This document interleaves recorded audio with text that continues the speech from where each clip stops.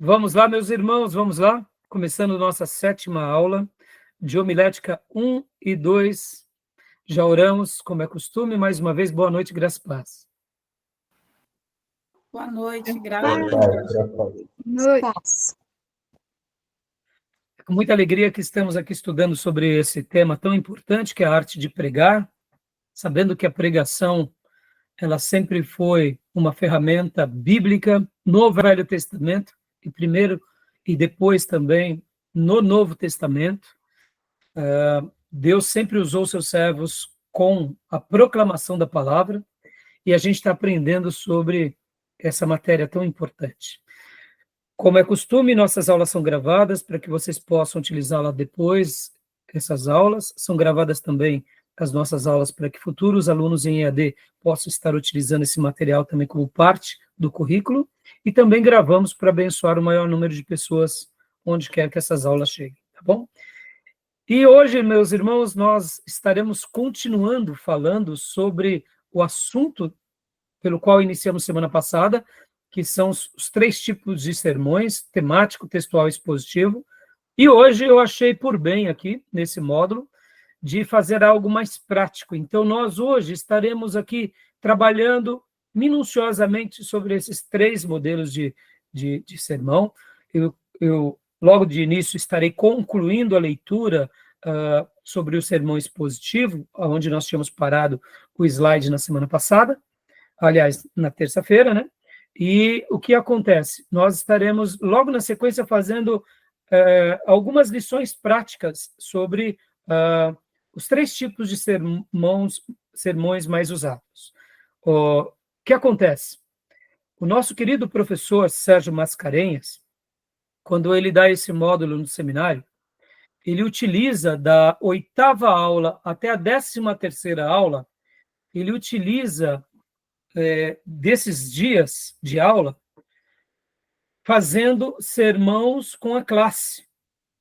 Eu achei muito curioso, né, o método didático do professor Sérgio. Inclusive, eu nunca tinha exercido essa função aqui nos módulos que eu já dei. Já dei esse módulo várias vezes.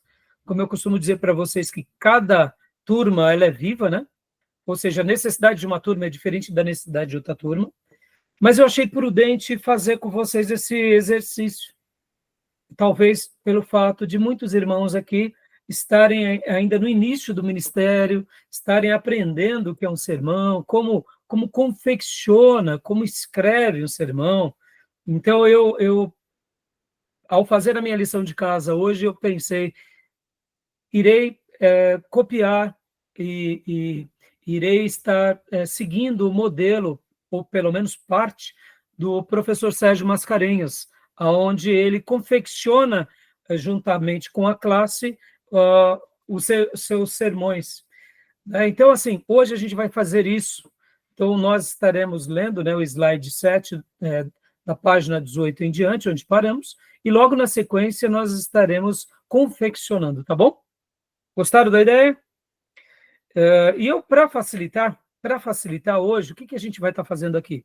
Nós estaremos lendo novamente o Salmo 56, porque na aula da terça-feira nós lemos o Salmo 56. Eu iria usar a aula da terça-feira passada para fazer um pouco essa experiência, acabou não dando tempo. E isso é normal, até porque, como eu gosto, né, de esclarecer as perguntas dos irmãos e tirar as dúvidas em tempo real, então isso acontece. Então a gente vai ler de novo o Salmo 56, tá bom, meus irmãos? E a gente vai fazer aqui uma leitura, eu diria, num primeiro momento devocional, e logo depois a gente vai para o slide e depois a gente vai trabalhar. Dando tempo, nós estaremos lendo também aqui o slide número 14 e, querendo Deus, o 15, porque aí, a partir da 8ª aula, a 8ª, a 9ª e a 10ª aula, eu pretendo trabalhar muito mais com vocês sobre a teologia da homilética, o que o pastor, o que o pregador, o que o professor, ele realmente precisa. Qual é a grande necessidade de um pregador? Porque a gente está aprendendo aqui na estrutura, isso tudo é muito bom, mas se nós perdermos a essência, a estrutura não vai servir de nada, né? Então, tá bom? Então, eu gostaria de que um irmão ou uma irmã lesse para mim aqui o Salmo 56. Eu vou estar compartilhando nessa versão.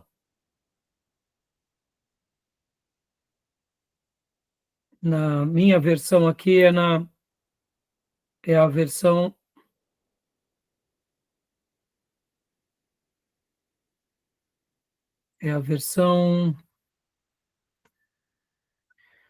Bíblia Almeida Corrigida Fiel, tá bom?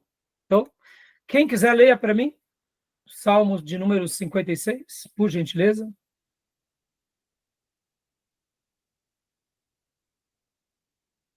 Do verso 1? Do verso 1 em diante. Tem misericórdia de mim, ó Deus, porque o homem procura devorar-me, pelejando todo dia me oprime. Os meus inimigos procuram devorar-me todo dia, pois são muitos os que pelejam contra mim, ó Altíssimo.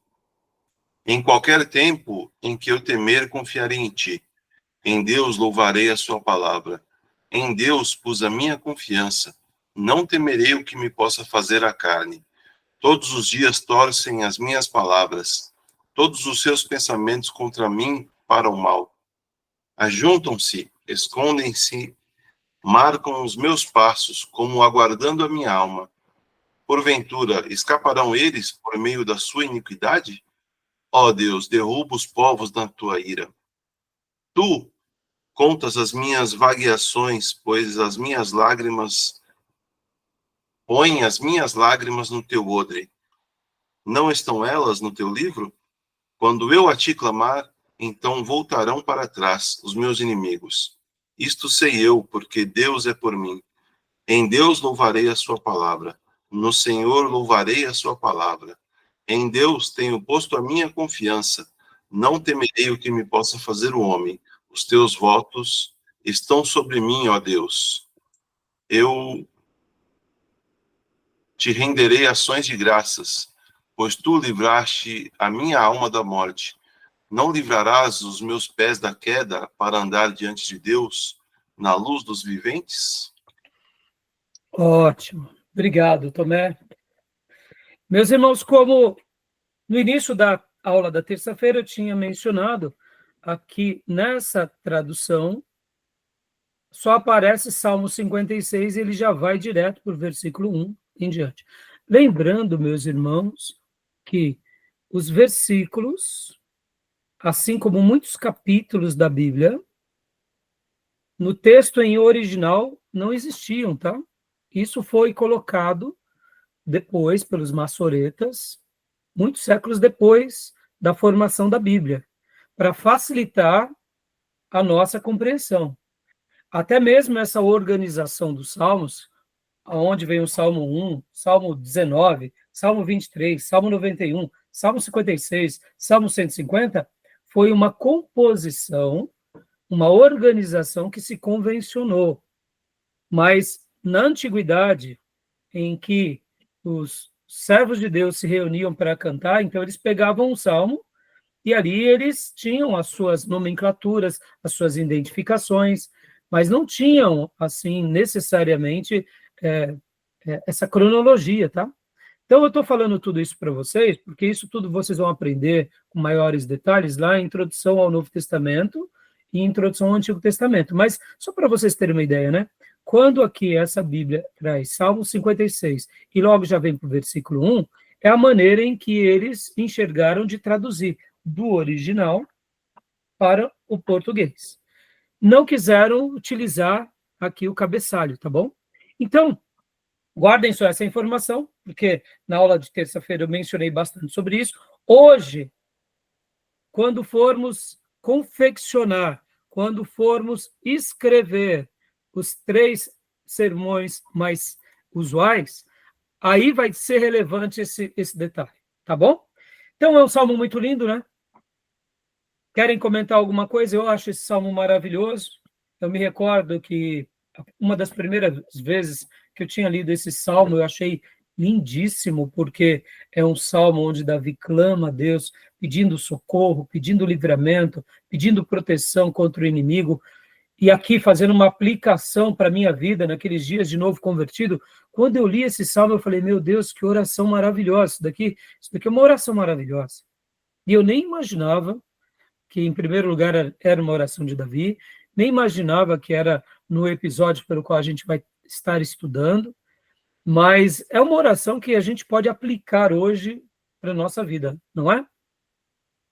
Em gênero, número e grau, não é assim? Querem fazer algum comentário sobre esse texto? Algum acréscimo?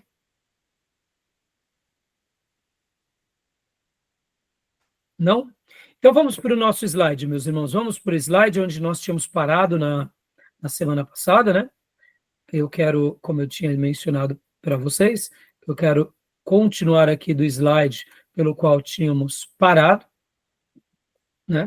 Deixa eu compartilhar a tela com vocês.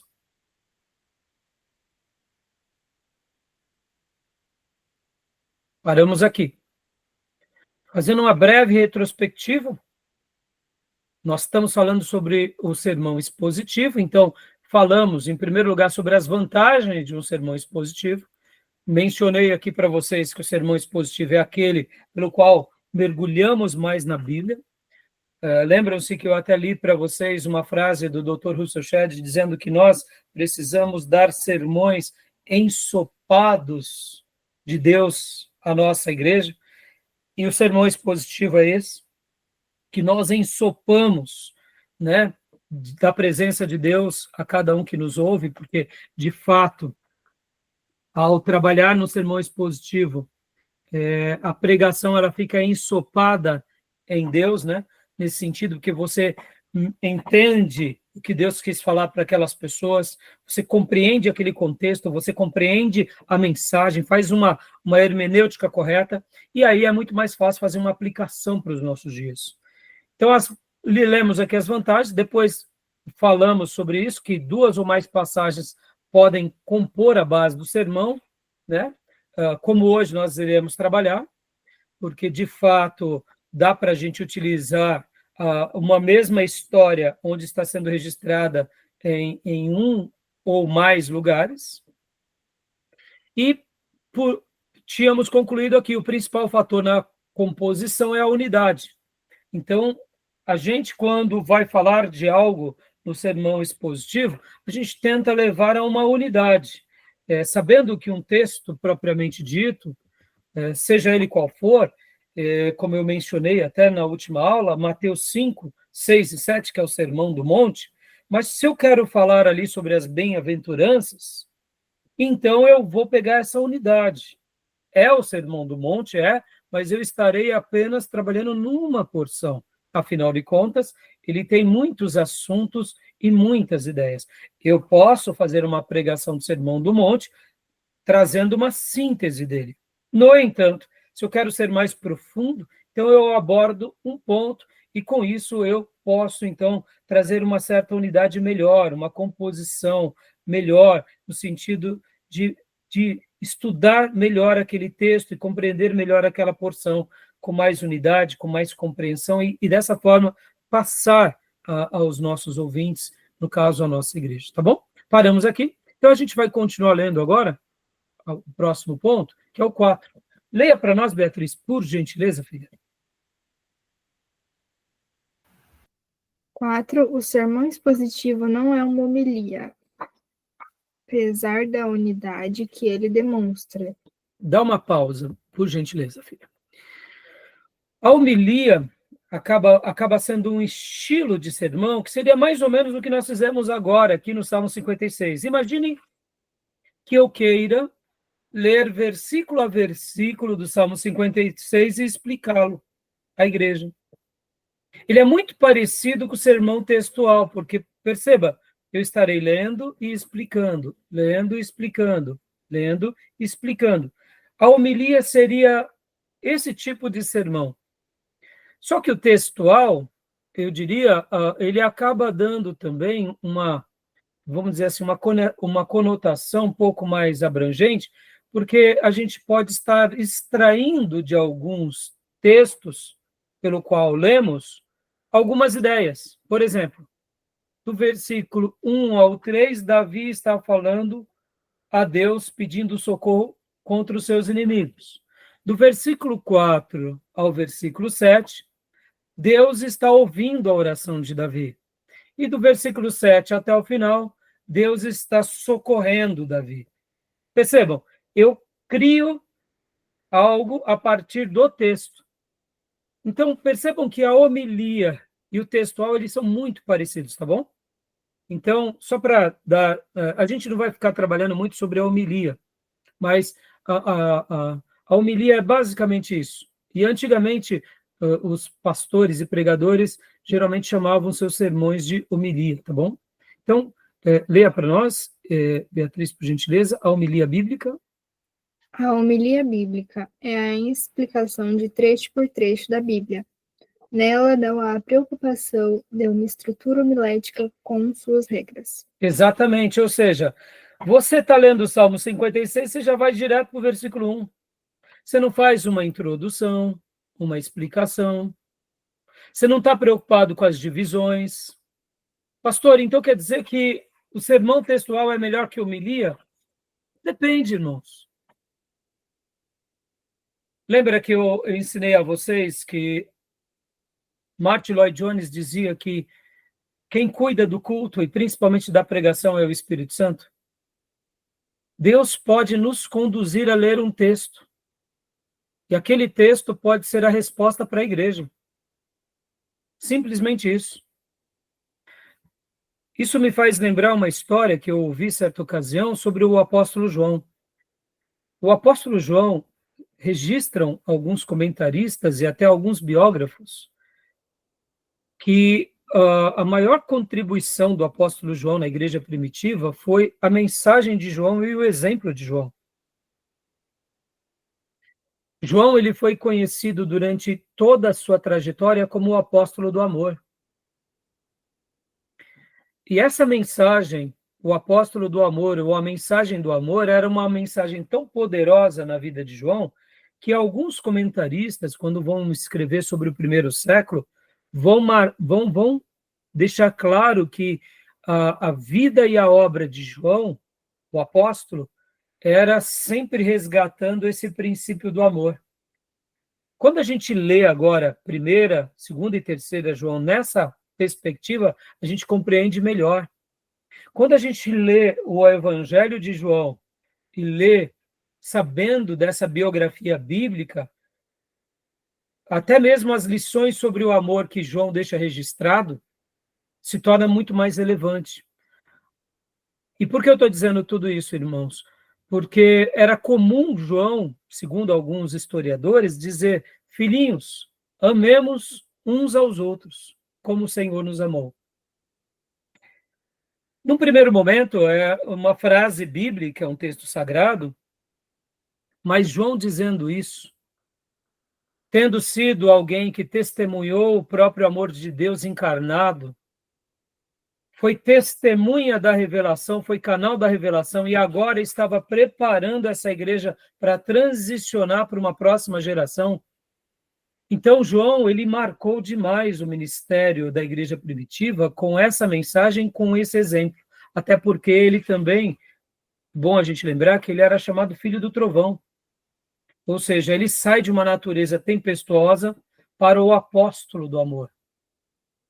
Então, por que eu estou falando isso aqui para vocês? Para mostrar que muitas vezes, vamos imaginar, meus irmãos, é uma igreja que está passando por um momento muito caótico de contenda. E o pastor simplesmente, ele ora, ele jejua, ele busca. E de repente Deus vai conduzi-lo para que ele leia 1 Coríntios 13 na igreja. E ele não cria nada, ele só lê o texto e ele destaca versículo a versículo.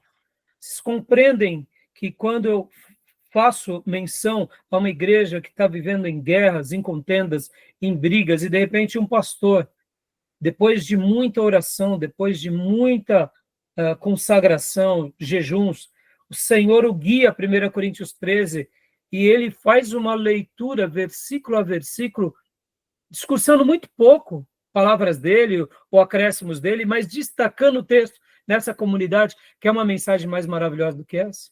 Perceba, a homilia ela não está preocupada com as estruturas homiléticas. E muitas vezes podem ver que numa pregação pode acontecer isso. Nós estamos trabalhando aqui sobre as estruturas, irmãos, mas vocês têm que aprender, e eu quero trabalhar bastante a partir da semana que vem, que é a 8ª, 9ª e a 10ª aula, eu quero falar muito sobre essa teologia da homilética, e aqui já estou dando algumas pinceladas, que é ouvir do Espírito Santo, como os nossos irmãos do passado ouviram, e como eles se entregaram, e como eles fizeram a obra. Porque muitas vezes a gente está preocupado com a estrutura e não com a essência.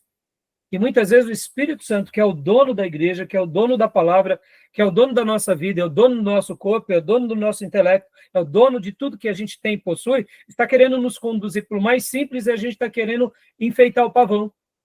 Então, a gente está aqui dentro dessas estruturas, aleluia, porque a gente está querendo aprender como melhorar, mas tem vezes que a gente também tem que ser simples e ir para o básico, porque em muitos momentos, menos para Deus é mais. Sai da nossa intelectualidade, sai das nossas expertises, sai da nossa construção, sai do nosso raciocínio, e a gente simplesmente coloca a palavra de Deus com autoridade, com amor, com a entonação correta, vivenciando aquele momento, passando uma mensagem, olhando nos olhos das pessoas, sentindo o coração das pessoas, passando essa emoção e essa unção que está extravasando da gente, menos é mais. E aí a gente fazendo uma homilia, pode ser que a gente atinja, tá bom? Então perceba que a homilia, ela tem essa característica, né? Então, ficou claro? Tudo bem? Alguma pergunta? Então, o sermão expositivo, não, aí talvez alguém diga, então o pastor, ao pregar 1 Coríntios 13, ele fez uma mensagem expositiva. Não, não. Ele só fez uma explanação de 1 Coríntios 13. Rasa, mas objetiva. Em muitos momentos da nossa vida vai ser assim, irmãos. Isso me faz lembrar também Billy Graham, certa ocasião, enquanto ele foi pregar, se não me engano, para a corte londrina. Ele estava diante de muitas pessoas ilustres e ele queria dar uma mensagem muito rebuscada. E o Espírito Santo o incomodou e disse para ele, pregue a sua mensagem mais simples. Porque ele estava diante de homens muito famosos e muito importantes, então ele pensou, eu vou pregar a minha mensagem mais rebuscada, mais teológica, mais profunda. Mas o Espírito Santo o conduziu e ali ele lutou com ele mesmo e ele obedeceu ao Espírito Santo, e aquela mensagem, com toda aquela simplicidade, impactou demais aquela corte, aqueles homens, e nos próximos dias, os meios de circulação falaram que ou veio um pregador muito abençoado, que trouxe uma mensagem bíblica, uma mensagem poderosa, ou seja, irmãos, percebam, Billy Graham, o grande pregador do século passado, ele foi tentado a enfeitar e Deus o conduziu à simplicidade. Lembrem-se de Martin Lloyd Jones. Quem é o dono do culto, quem é o dono da igreja, é o Senhor. E que possamos ouvir do Espírito. Bom? Então, continua para nós, minha irmã. Beatriz, por gentileza. Agora aqui, vamos dar alguns exemplos apenas de sermões expositivos. É claro que aqui, irmãos, é só esboço, para que nós pudéssemos expressar esse sermão como expositivo, a gente teria que ir mais profundo, mas vamos ver aqui esse esboço do sermão expositivo de Êxodo 14, do 1 ao 14. Exemplo, Êxodo 14, do 1 ao 14, beco sem saída. É o lugar que às vezes Deus nos leva, do 1 ao 4, é o lugar em que Deus nos aprova, 4b ao 9. É o lugar em que às vezes falhamos com o Senhor, do 10 ao 12. É o lugar em que Deus nos ajuda, do versículo 13 ao 14. Essa mensagem é maravilhosa, né, irmão? Vocês conseguem lembrar? É aquele episódio em que o povo de Deus está diante do Mar Vermelho e vem Faraó com seu exército tentar destruí-los, e ali o povo fica desesperado. Então, em tese, é um beco sem saída. Olha que título lindo, né? Então, em primeiro lugar, o lugar que Deus nos leva, do versículo 1 ao 4, parte A do versículo, ou seja, metade do versículo. Segundo lugar, é o lugar em que Deus nos prova, é o lugar em que às vezes falhamos com o Senhor. Por que falhamos? Porque a gente acha que vai morrer. E é o lugar que Deus nos ajuda. Então, continuando aqui, esse sermão é maravilhoso, viu? E aqui detalhando um pouco mais para que ele se torne, eu diria, expositivo, né? Então, leia para nós, Beatriz, por gentileza. Detalhando. É o lugar que às vezes Deus nos leva, do versículo 1 ao 4. Mediante ordem específica, do versículo 1 e 2, para os seus próprios propósitos, do versículo 3 ao 4. É o lugar em que Deus nos prova, em 4b até o 9, no caminho da obediência, 4b, permitindo circunstâncias difíceis, do 5 ao 9. É o lugar em que às vezes falhamos com o Senhor, do versículo 10 ao 12, por nossa falta de fé, versículo 10, por nossas reclamações, versículos 11 e 12. É o lugar em que Deus nos ajuda, versículo 13 e 14, no momento certo, no versículo 13, e tomando o controle, no versículo 14. Que sermão maravilhoso esse, não, meus amigos? Dá para a gente se deliciar dele só de ouvir, né? Aqui, a própria leitura da irmã. É uma mensagem maravilhosa. Deixa eu ensinar uma coisa aqui para vocês, irmãos. Não tem nenhum problema vocês pregarem isso, tá? Nenhum problema. Se vocês quiserem pregar, podem pregar. Só que deem a fonte, tá?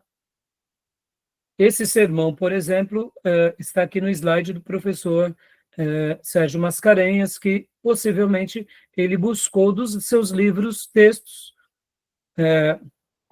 ou foi do Jerry Kay, ou de um outro grande pastor. Então, sempre que vocês forem pregar uma mensagem de alguém, deem a fonte, para que vocês não passem como os autores dessa obra, porque não é nenhuma... aqui não é nenhuma obra grandiosa demais, sejamos honestos, é um estudo muito bem feito, é uma síntese muito bem feita, mas eu diria que muitos irmãos podem chegar muito próximo a isso, ou algo semelhante a isso. Mas você concorda, irmãos? Só o título, né? Um beco sem saída. Um título muito interessante, muito, muito prático. Então, a recomendação que eu dou para vocês, ao pregarem uma mensagem de alguém, ou quando vocês forem ministrados, ou a partir de alguém nasceu uma outra mensagem, deem a fonte. Essa humildade, mesmo que pareça para os outros que você é dependente de alguém, não se importe. Porque na sua experiência espiritual, Deus vai estar te recompensando, porque ele vai contemplar esse ato de humildade. Eu me recordo que eu ouvia um grande pregador brasileiro, e certa ocasião chegaram para ele e falaram assim: pastor, o que o senhor está pregando, o senhor pegou do livro tal, né? Ele falou: eu peguei. E por que o senhor não deu a fonte? Chegaram para ele, né, e falaram isso. Eu falei: porque ninguém dá a fonte. Então, se ninguém dá a fonte, por que eu vou dar? Eu lembro que eu admirava esse pastor, e quando eu ouvi isso, eu fiquei tão decepcionado, irmãos. Porque, irmãos, não é porque todo mundo faz que a gente vai fazer. Billy Graham também conta uma experiência bem parecida, que ele estava viajando com a sua esposa e, de repente, viu que um pregador estava pregando uma mensagem, e quando ele nota, ele falou: pera lá, essa mensagem é minha. Essa mensagem é minha. Até os exemplos e as ilustrações e as divisões foram iguaizinhas a que o Billy Graham pregou. E enquanto o Billy Graham viajava ali de carro com a sua esposa, ele disse assim: só que o irmão foi tão infiel porque ele não deu a mim como fonte e também não deu a fonte minha. Porque, na realidade, esse sermão nem meu é do reverendo tal. Que eu peguei um dia esse sermão de um pastor, e então, quando o Billy Graham pregava esse sermão, geralmente ele dizia: irmãos, eu aprendi esse sermão com o reverendo tal. E aí ele pregava. Muitas pessoas nem se apercebiam que Billy Graham estava citando o reverendo, mas na realidade o sermão não era de Billy Graham, era daquele reverendo. Billy Graham estava só pregando. Então, esse pregador, que inclusive pregava no rádio, não deu a fonte de Billy Graham e nem do reverendo. Ou seja, pareceu que tudo era produto deles. Isso é plágio, irmão. Isso é roubo intelectual. O Filho de Deus não pode fazer isso. Agora, se você, na hora que estiver pregando, não lembrar de onde você aprendeu, então tudo bem. Mas lembrando, diga. E se não lembrar, diga assim, irmãos, eu aprendi com um professor, com um pastor. Mesmo que você não dê o nome, você já está demonstrando, olha, isso daqui não é meu.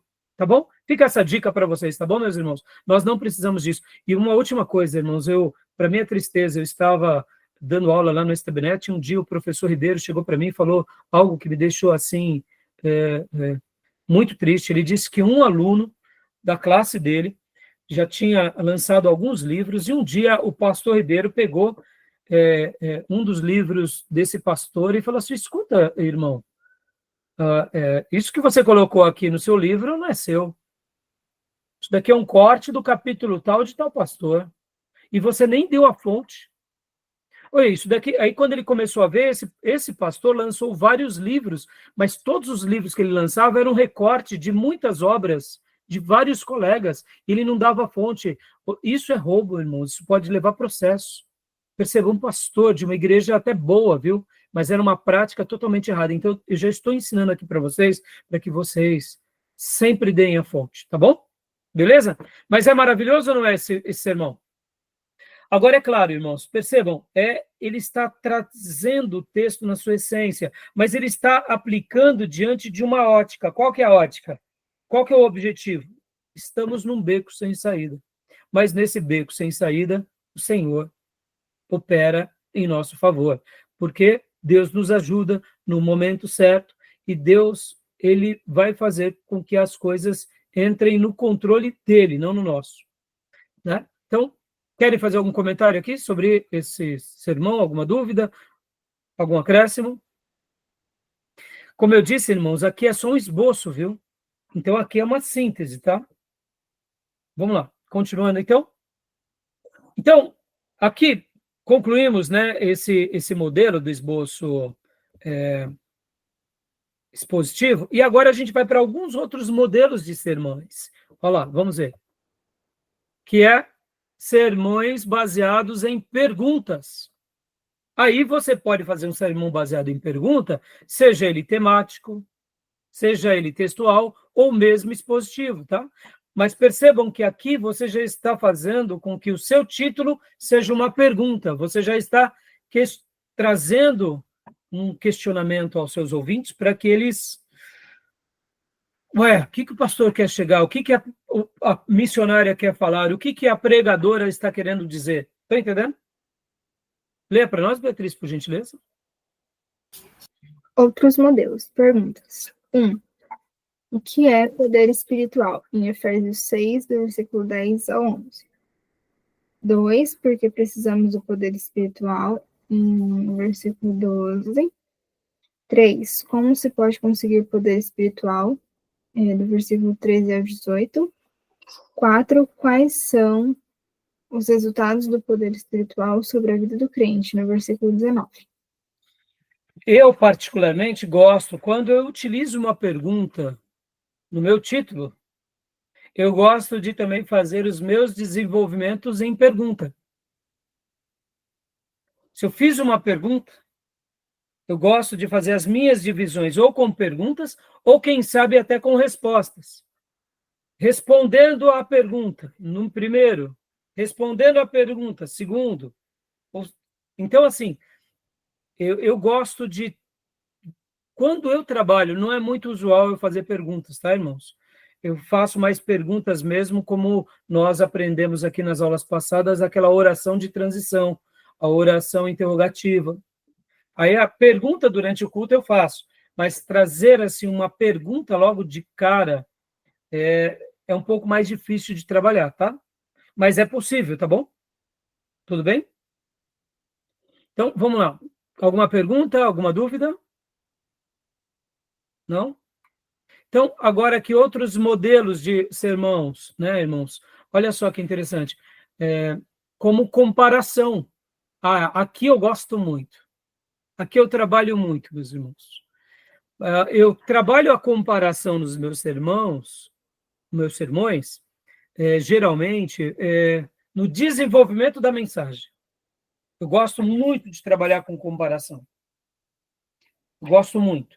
Então, no desenvolvimento ou na condução da mensagem, eu gosto de trabalhar com essas comparações. Mas aqui seriam outros modelos já de sermões, desde, eu diria, o seu título, né? Leia para nós, Beatriz, por gentileza. Aqui, ó. João 5, do 1 ao 8, multidão de Betesda, versus Lucas 6, 17 a 19.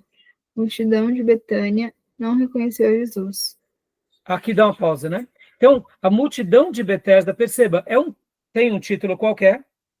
Como que esse sermão ele é? É um sermão baseado em comparações. Então, por exemplo, deixa eu só ilustrar aqui para vocês. Seria mais ou menos isso. Hoje, meus irmãos, nós estaremos falando sobre dois tipos de multidão. A multidão de Betesda e a multidão de Betânia.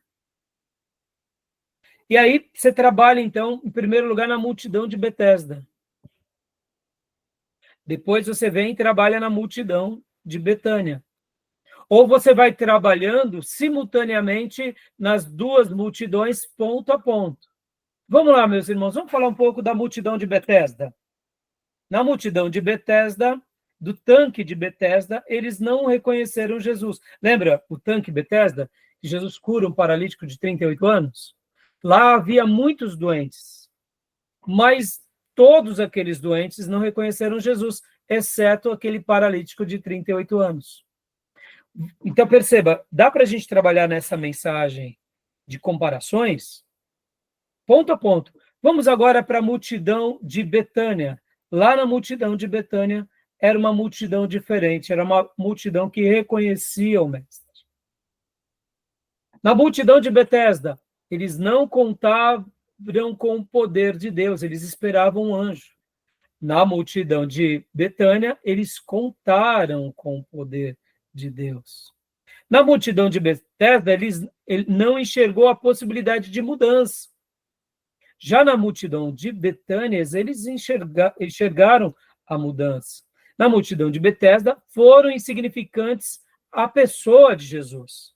Já na multidão de Betânia, eles eram relevantes à pessoa de Jesus. Na multidão de Betesda, criam na estrutura, ou seja, aguardavam um tanque, aguardavam um anjo, aguardavam uma piscina. Mas já na multidão de Betânia, eles aguardavam uma pessoa. Que pessoa era essa? A pessoa de Jesus. Na multidão de Betesda, eles tinham fé no rito, que se anjo não aparecesse, Deus não podia operar. E se as águas não fossem agitadas, eles não seriam curados. Já na multidão de Betânia, eles não acreditavam no rito, mas acreditavam no Cristo ressurreto. Linda essa mensagem ou não, meus irmãos? Sejamos honestos. Simples, objetiva, mas maravilhosa ou não? Percebam, tem vezes que a gente não precisa de muito, né? Basta uma criatividade. Uma criatividade. E por isso que eu disse que eu quero estar trabalhando mais a partir da aula que vem, que é esse toque de Deus. Guardem isso, irmãos, mais do que uma estrutura, é você ouvir do Espírito. O que o Espírito Santo está te conduzindo? Deixa eu fazer aqui um adendo sobre teologia da homilética. Qual é a diferença de ouvir a voz de Deus e ouvir a voz da nossa consciência? Será que há diferença? Será que a gente se confunde nessas duas vozes? Percebam, irmãos, em muitos momentos a gente vai afirmar que é Deus falando, mas não é Deus falando. É a voz da nossa consciência, são as nossas emoções. E detalhe, emoções sensíveis a Deus, piedosas, cheias de fé. Mas é o nosso coração e a nossa alma desejando um milagre. Então, tem vezes que nós estamos em plena ebulição, e até eu diria num momento de espiritualidade genuína, mas não é Deus falando, é a nossa consciência, é o nosso desejo. A gente quer muito que o irmão seja restaurado na sua saúde, seja liberto do seu vício, tenha um encontro com Deus, aquele casamento seja salvo, aquele filho seja liberto. Então nós desejamos isso. Aí eu te pergunto, qual o mal nisso? Nenhum. Mas é a nossa consciência ou é Deus falando? E tem vezes que Deus está falando conosco e nós estamos dizendo, não, não, isso não é possível, não, não é Deus, não. Não, não, isso não é Deus. Porque vai contra a nossa vontade. Vai contra até mesmo o padrão humano, vai contra o bom senso algumas vezes. Mas é Deus falando, e aí a gente luta com aquilo, e de repente, quando você vai ver, Deus te coloca num lugar, ou de uma forma que não tem como você fugir, e aí você vai e, vamos dizer assim, quase que amarra, faz aquilo que Deus estava querendo que você fizesse, e você realmente vê que o milagre acontece. A vida é tocada, Deus restaura a pessoa, aí que você se emociona mais ainda, porque você não estava querendo fazer aquilo, porque num primeiro momento era uma loucura. Ou seja, percebam, então tem vezes, não é que a gente está negando a voz de Deus, mas tem vezes que a voz de Deus ela vai na contramão daquilo que pensamos. Um exemplo disso é Pedro, quando ele tem a visão, enquanto ele estava ali na rua direita, logo depois dele ter comido e estava dormindo, que ele tem a visão aonde vinha um lenço, né, grande com todos os animais, e que o Senhor dizia, Pedro, come. Ele dizia, não, não posso comer, isso é imundo, é impuro. Perceba, Pedro estava tendo uma visão, mas ele relutou contra a visão. O pregador, muitas vezes, vai acontecer algo assim. Ele, de repente, vai pregar no aniversário, e há um aniversário de igreja, e de repente ele prepara uma mensagem, muitas vezes, eu diria, até de inspiração, de celebração, e momentos antes, naquela semana, o Espírito Santo conduz a uma palavra de santidade. E o pregador fica em crise e fala, oh meu Deus, santidade não tem nada a ver, não é um culto de consagração, não tem nada a ver, mas depois que a gente vai sendo experimentado na arte de pregar, essa voz se torna mais doce, mais eu diria, mais lúcida para nós, porque a voz de Deus ela é doce, mas assim, para nós é um pouco repleto de dúvida, né? Eu estou sendo convidado a pregar no aniversário, vou falar sobre consagração, não tem nada a ver, mas muitas vezes é o que o Espírito Santo está querendo daquela igreja. Então, quando a gente se entrega a isso e a gente ouve a voz de Deus, e não a voz da nossa consciência, com certeza a gente vai colher frutos melhores.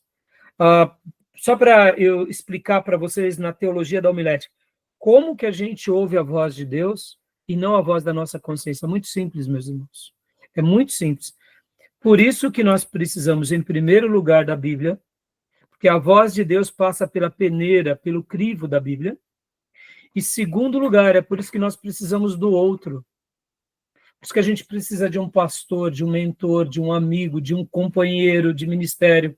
Porque muitas vezes, como eu disse para vocês, nessa interação do dilema do que pregar, nós chegaremos muitas vezes e diremos assim para um amigo, para um pastor ou para um companheiro de ministério, falando, meu irmão, como aqui, por exemplo, na nossa classe, pastor Rai, me ajuda em oração, porque eu fui convidado a pregar e estou num conflito.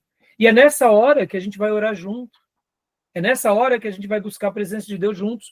Perceba, ninguém no cristianismo vive uma vida solitária, irmãos. O que nós estamos fazendo aqui? Nós estamos aprendendo com os clássicos. Nós estamos aprendendo com pastores sérios. Nós estamos aprendendo com 500 anos de igreja e depois 2.000 anos de igreja. A gente não está aqui inventando a roda. Quantas são as vezes que eu passo para vocês uma instrução como essas aqui, eu recebi dos meus pastores do seminário, companheiros, professores do ministério, que só me enriqueceram, só me esclareceram, só me melhoraram. Então percebam, irmãos, para que a gente seja livre de seguir a voz da nossa consciência, porque a voz da nossa consciência pode parecer que é Deus, mas muitas vezes a gente naufraga.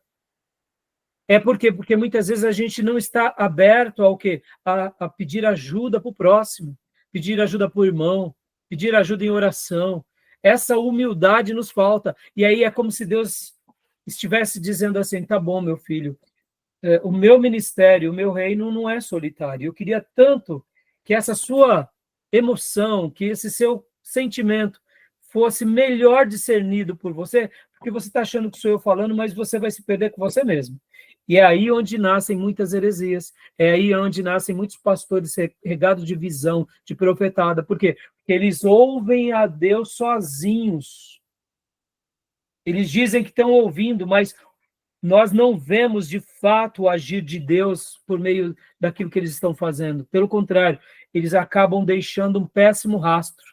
Porque quando o doente não é curado, a profecia não se cumpre, mesmo que eles tenham artifícios para negar tudo isso, nada vai se retirar da vida deles, porque eles vão naufragar. Felizes são aqueles que no náufrago de ouvirem somente a voz da sua consciência, aprendem com essas quedas e vão pedir ajuda para alguém. Tá bom? Tudo bem, meus irmãos? Ficou claro? Essa questão da voz da consciência, a voz de Deus? Né? Isso é muito importante, irmãos. Por isso que nós precisamos de ajuda. Nós precisamos de ler bons livros. Nós precisamos de ler bons comentários. Nós precisamos de ler a Bíblia. Nós precisamos pedir ajuda para os nossos líderes. Tá bom? Beleza? Tudo bem? Então, continuando aqui. Alguma pergunta? Algum acréscimo?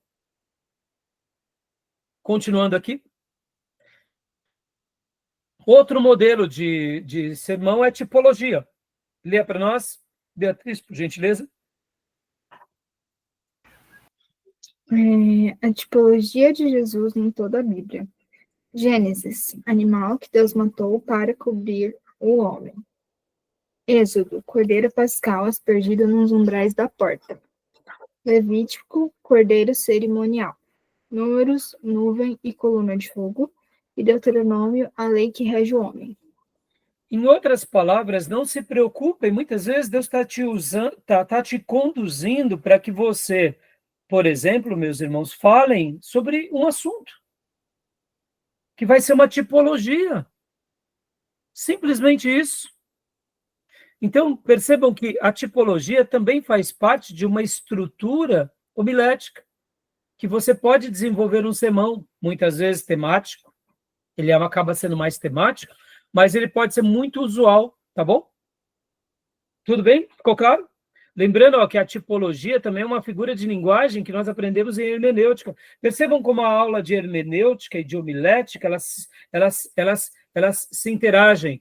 Porque na hermenêutica, que é a arte de interpretar, você estuda para você. Agora, na homilética, você vai passar aos outros aquilo que você aprendeu, tá bom? Tudo bem? Alguma pergunta, alguma dúvida? Não? Outro modelo de sermão baseado em... Pode ler, Beatriz, por gentileza? Carta aos Hebreus. As melhores coisas. A melhor religião tem o melhor fundador. Versículo 1 ao 4. Versículo a capítulo. Não, isso. Como agora é um modelo de sermão baseado num livro. Ou seja, são sermões que acabam sendo praticamente estudos do livro. Foi o que o pastor Ribeiro fez, né? Então, aqui, ó, é a carta aos Hebreus, é a epístola aos Hebreus. Só que ele tem um tema geral, as melhores coisas. E aí, do capítulo 1 ao 4, do 5 ao 7, do 8 ao 9, 10, 11 e 12 e 13. Pode ler para nós, Beatriz? Ó. E aqui seriam, se, por exemplo, irmãos, olha só, quem está baseando-se num livro e quer pregar sobre aquele livro, dá para fazer uma mensagem de um único dia baseado aqui? Dá, desde que você seja sucinto. Você está explicando, dando uma abordagem, explicando cada tópico como se fosse a sua divisão a divisão da mensagem, né? É óbvio, para você ser mais profundo, o que eu sugiro, meus irmãos? Quer ver um exemplo? Ó, vamos supor que eu fui convidado a falar na Igreja do Júnior sobre o livro de Hebreus. Eu vou falar durante algumas semanas sobre o livro de Hebreus.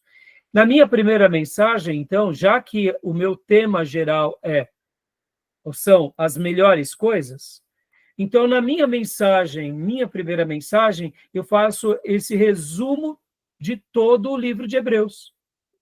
Então, eu falo que, olha, irmãos, a gente vai aprender nas próximas semanas, e aí leia para nós aqui, irmã, a primeira frase, por gentileza. A melhor religião tem o melhor fundador. Capítulo 1 ao 4. A melhor religião tem o melhor mediador. Versículos 5 ao 7. Capítulo 5 ao 7. A melhor religião provê um sacrifício adequado. Capítulo 8 ao 9. A melhor religião se baseia na adoração verdadeira. Capítulo 10. A melhor religião exalta a verdadeira fé. Capítulo 11. A melhor religião produz os melhores resultados. Capítulo 12 e 13. Olha que exposição maravilhosa. Concorda, meus irmãos? Então, nessa primeira mensagem, hipoteticamente, eu faço uma mensagem dizendo, olha, estarei trabalhando todos esses pontos e cada ponto desse num dia de culto. Mas como foi a minha primeira mensagem, eu posso começar trazendo essa síntese. Naturalmente, eu vou trazer ao coração dos irmãos um esclarecimento do meu tema geral e do livro de Hebreus, e já vou deixar a igreja preparada ao que é estudar o livro de Hebreus. Ou seja, todo mundo vai estar lendo o livro de Hebreus. E então, no primeiro domingo, eu venho e falo sobre a melhor religião, tem o melhor fundador. Ou seja, aí eu vou trabalhar melhor essa ideia do versículo do capítulo 1 ao 4, falando sobre esse melhor fundador. Aqui, olha que interessante. Palavra-chave, a melhor religião, poderia até dizer, né? Frase-chave. Você utiliza em todos os dias. Agora, hipoteticamente, eu poderia fazer de outra forma também. Eu inicio a mensagem falando que vou trabalhar sobre esse tema geral, as melhores coisas. E hoje, então, em primeiro lugar, eu quero começar falando sobre esse assunto. A melhor religião tem o melhor fundador, do capítulo 1 ao 4. Crio as minhas subdivisões e trabalho na minha primeira mensagem isso. Ou seja, é um tipo de sermão baseado num livro. Como ele vai ser? Pode ser mais textual, ele tem uma característica de ser mais expositivo, mas percebam que a preocupação do pregador aqui é falar daquele livro. Não é com as estruturas homiléticas. Deus está conduzindo ele a falar daquele livro. Por exemplo, meus irmãos, olha, lembra que na terça-feira eu falei, irmãos, quando eu estou escrevendo o meu sermão, eu não fico preocupado se ele vai ser temático, textual, expositivo.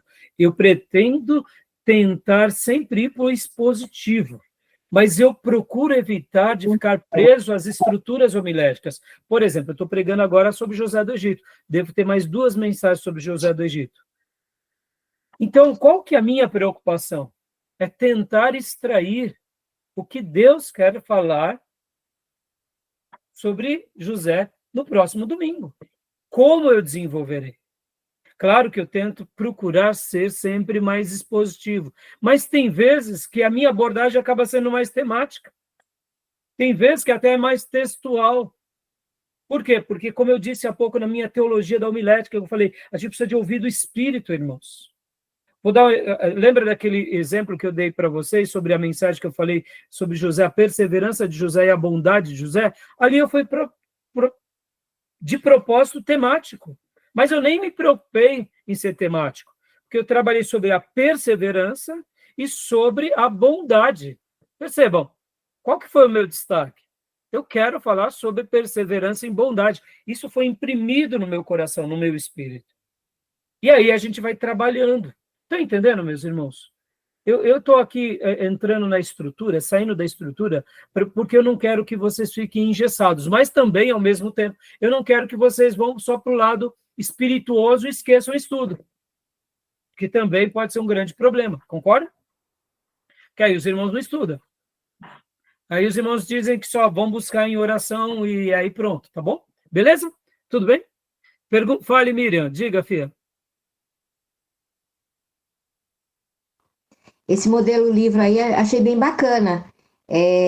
Na igreja que eu fui esses tempos aí, eles estavam fazendo uma sequência do livro de Salmos, as pregação. E cada domingo tinha uma pregação do Salmo 1, só que não foi 150, né? Aí já faz um apanhado dos livros, né? E aí foi bem bacana. Eu gostei muito das pregações dos Salmos. Isso aí. Aí teve um irmão que trouxe no primeiro domingo o capítulo 1, né? E aí ele vai também falando sobre os outros versículos. e vai fazendo uma abordagem de cada livro, naquele sermão que ele está fazendo. E depois ele foi para o 133, né? O Salmo 133. Um outro irmão fez o Salmo 133. Aí foi bem legal, eu achei bem bacana, assim, o A maneira, trabalhar né, Miriam? esse Então, modelo. irmãos, você percebe que não existe uma regra. Calvino, por exemplo, irmãos, ele pregava versículo a versículo, mas ele não fazia uma homilia, ele fazia um sermão expositivo, ele tentava extrair toda a riqueza daquele versículo. Ele ia pregando livro a livro da Bíblia. É uma característica, tá bom? Bom, continuando aqui, só para a gente concluir, meus irmãos, para a gente ir para o intervalo, leia para nós outros modelos de sermões, irmãos. Olha só, baseados em... Leia para nós, Beatriz, por gentileza. Verbos. 4 ações para a queda. João 7, está escrito aí? Isso. João 7, versículo 21. Vi, cobicei, tomei, escondi. Olha só que interessante, né, meus irmãos? Eu acho que é João, tá? Deixa eu até confirmar aqui com vocês. 7:21.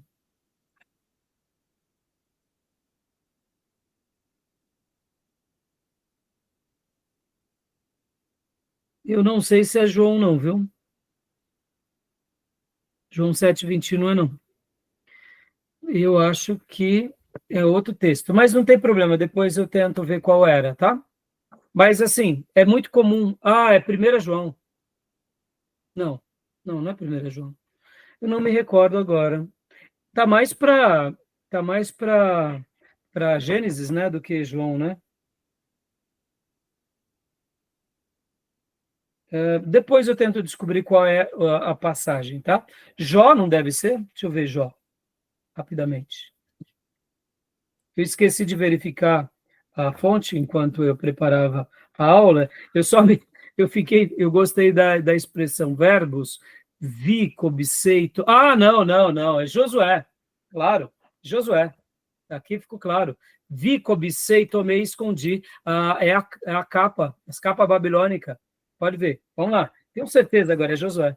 Lembrei pelos verbos. Josué 7:21. Quer ver? Isso, é isso mesmo. Quando vi entre os despojos uma bela capa feita na Babilônia, 2,4 quilos de prata e uma barra de ouro de 600 gramas, eu os cobicei e me apossei deles, então escondidos no chão da minha tenda, com a prata por baixo. Vi, cobicei, tomei, escondi. Meus irmãos, presta bastante atenção. É Josué, tá, meus irmãos? Josué, depois eu até arrumo o slide. Josué. Olha que lindo. Sejamos honestos. Esse é um sermão textual? Sim, é textual porque está baseado no texto. Mas é um sermão textual baseado em verbos. Lembrando que a palavra verbos são o quê? Ações. As ações que foram tomadas levianamente aqui. Então, olha que sermão maravilhoso. Não é um sermão maravilhoso esse? O pecado de Acã, fazendo uma chamada à igreja a fugir de certos pecados que são despertados em nós por ver, por cobiçar, por tomar e por esconder. Olha que mensagem, meus irmãos. Mensagem maravilhosa. Lembra o que eu falei há pouco? Menos é mais? Menos é mais. Tem vezes que, depois de uma mensagem como essa, as 4 ações para a queda, a igreja sai morrendo de temor, de ficar vendo coisas levianas, de cobiçando coisas que não deve, de tomar e muito menos esconder. E se tem alguém fazendo isso, o Espírito Santo vai trabalhar nessas vidas. Percebam que mensagem linda, uma mensagem baseada em verbos. Esse sermão ele pode se tornar um sermão temático, sim, mas nesse caso não é só temático, ele é mais textual, porque ele está dividido no texto. E muitas vezes você nem foi para o lado expositivo, você foi para o lado prático. Você pega o próprio texto, ele é tão claro, e já traz para a prática de cada um. Você não precisa nem falar muito do contexto, né? Perceba, claro que o expositivo vai enriquecer mais, mas mesmo que você tenha e deseje ir para o expositivo, o forte dessa mensagem são os verbos. Que verbos? Os verbos deixados pelo Espírito Santo nessa história. Maravilhoso ou não? O Maravilhoso. texto ele sugere uma grande reflexão, não digo nem tanto pregação, mas uma reflexão para toda a vida, não só religiosa, mas para a vida Sim, do seu cotidiano. sim. E agora, Júnior, pensa assim, pode ser um estudo? Pode. Pode ser uma mensagem de exortação? Pode. Pode ser uma exortação de um pastor amoroso? Pode. Pode ser uma mensagem de um pastor, assim, bem regado de autoridade? É o estilo de cada um, mas é uma reflexão, é um apontamento, é um direcionamento, e mais uma vez, menos muitas vezes é mais. Tá vendo, meus irmãos? Guardem isso, tá? Tudo bem? Joia? Eu já vi também essa parte no capítulo da Eva, Sim, sim.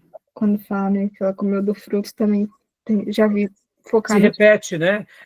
Por isso que eu, na hora que eu estava vendo Jó ali, eu falei, mas peraí, deve ser, porque também lá em 1 João vai repetir na concupiscência da carne, soberba da vida, né? Então, ali parece também, por isso que eu falei 1 João, mas aí me veio a lembrança, principalmente quando falou sobre o escondi, né? Ficou claro. Mas vamos parar aqui, a gente continua logo na sequência aqui, tá bom? Porque já deu a hora, senão vai ficar muito tarde. A gente já está concluindo esses slides para a gente ir para a segunda aula. A gente conclui esses slides, tem mais 2 ou 3 slides só, e aí a gente vai para a prática dos sermões, tá bom? Beleza? Mas tá dando para compreender vários modelos de sermões, aonde a gente pode estar fazendo sermões como esse, né? Baseados em verbos. Esse é um outro tipo de sermão que eu gosto demais de trabalhar, meus irmãos. Eu gosto muito de pegar a palavra, e não somente verbo, mas a palavra, e destrinchar aquela palavra no culto. Só isso. Só isso. Uma palavra. Tentar ir para o original, tentar dar uma pincelada, tentar trazer os sinônimos, tentar enriquecer com textos paralelos, tá bom? Tá bom, meus irmãos? Ok. Alguma pergunta? Alguma pergunta? Então vamos parar? E aí a gente vai para o nosso intervalo? Fechado? Então, vou parar a nossa gravação, em instantes voltamos, tá bom? 5 minutinhos de intervalo, logo na sequência a gente volta.